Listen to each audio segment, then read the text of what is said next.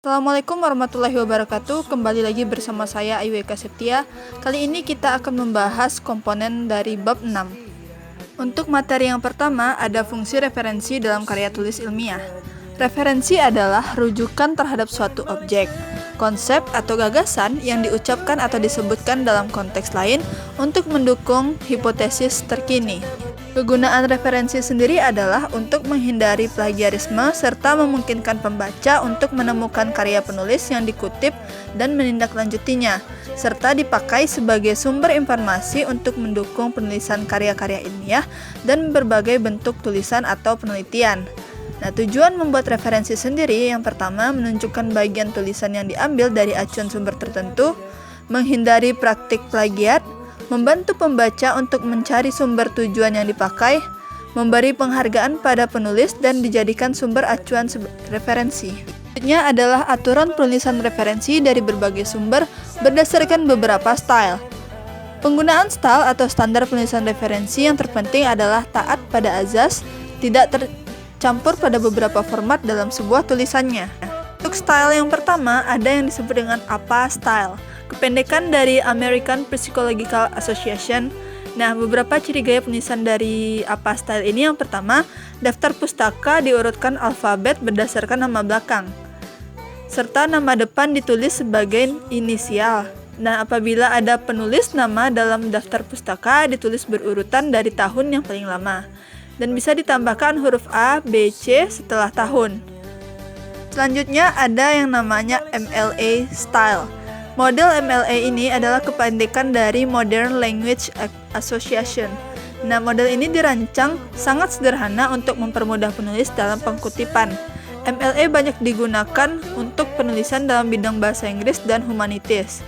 Ciri-cirinya ya ini yang pertama, nama penulis ditulis lengkap dengan nama belakang atau akhir dituliskan di depan. Yang kedua, tahun terbit diletakkan pada bagian akhir. Yang ketiga, kutipan pada halaman cukup dengan menuliskan kata akhir dan nomor halaman kutipan. Yang keempat, beberapa media tertentu dapat ditambahkan informasi jenis media dan format, misalnya cetak, online, web, dan lain-lain. Selanjutnya ada AMA style atau kependekan dari American Medical Association. Gaya citasi ini banyak digunakan untuk penulisan dalam bidang kesehatan, biologi, dan kedokteran. Ciri-cirinya yang pertama, semua item dalam daftar pustaka didasarkan atau didaftarkan berdasarkan urutan numerik. Yang kedua, penulisan penulis ditulis nama belakang terlebih dahulu, kemudian nama depan ditulis inisial saja dan tidak perlu menggunakan koma di antara nama belakang dan depan. Dan penggunaan spasi tunggal dalam daftar pustaka. Selanjutnya ada style Vancouver style. Nah, Vancouver style ini adalah ciri-cirinya yang pertama, nama autor ditulis maksimal 6 kata dan selanjutnya digantikan dengan et al. Dan nama jurnal ditulis dengan versi singkat seperti abbreviation name tanpa menggunakan tanda titik setelah singkatan.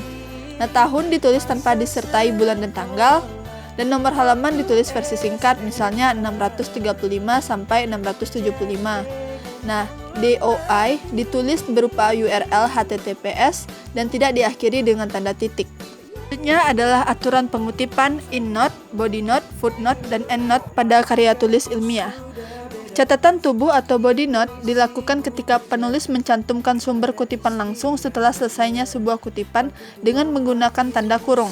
Sementara catatan kaki atau footnote dilakukan apabila penulis mencantumkan nomor indeks di akhir sebuah kutipan dan di bagian bawah halaman terdapat keterangan nomor indeks yang menjelaskan sumber kutipan tersebut. Sementara EndNote adalah suatu paket perangkat lunak manajemen referensi komersial yang digunakan untuk mengelola bibliografi dan referensi saat menulis esai atau artikel. Fungsi EndNote yaitu untuk mengolah referensi, mengolah gambar, dan melacak referensi online serta menyusun bibliografi manuskrip.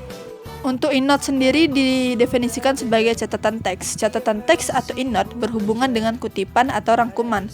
EndNote terbagi menjadi EndNote sebelum kutipan, EndNote sesudah kutipan, EndNote dengan 2 pengarang atau lebih, dan EndNote yang berasal dari 2 buku dengan nama dan tahun yang sama. Aturan penulisan catatan kaki atau footnote. Catatan kaki ini berada di bagian bawah halaman dan penulisannya menggunakan spasi 1. Catatan kaki ini diberi nomor, dan jika ditulis lebih dari satu baris, baris kedua dan seterusnya dimulai seperti margin teks biasa, dan jarak antar nomor pada catatan kaki sama dengan jarak spasi teks. Jarak baris terakhir di setiap catatan kaki adalah 3 cm dari tepi bawah halaman. Fungsi catatan kaki sendiri atau footnote adalah untuk memberikan keterangan dan penjelasan tentang sumber dari kutipan penyusunan daftar bacaan pada karya ilmiah supaya dapat dimengerti oleh pembaca, serta untuk menghargai sumber kutipan yang dikutip dan menunjukkan referensi lain supaya pembaca dapat mengetahui ulasan yang lebih jelas mengenai istilah yang digunakan serta memperluas diskusi suatu masalah tertentu di luar konteks dan teks. Sementara itu, cara menuliskan catatan tubuh atau body note adalah nama penulis, tahun terbit, dan halaman berada dalam tanda kurung, ditempatkan setelah selesainya sebuah kutipan. Jika kutipan ini merupakan akhir kalimat, maka tanda titik ditempatkan setelah kurung tutup catatan tubuh atau body note. Terima kasih kepada teman-teman yang sudah menyimak hingga akhir. Semoga bermanfaat ilmunya. Wassalamualaikum warahmatullahi wabarakatuh.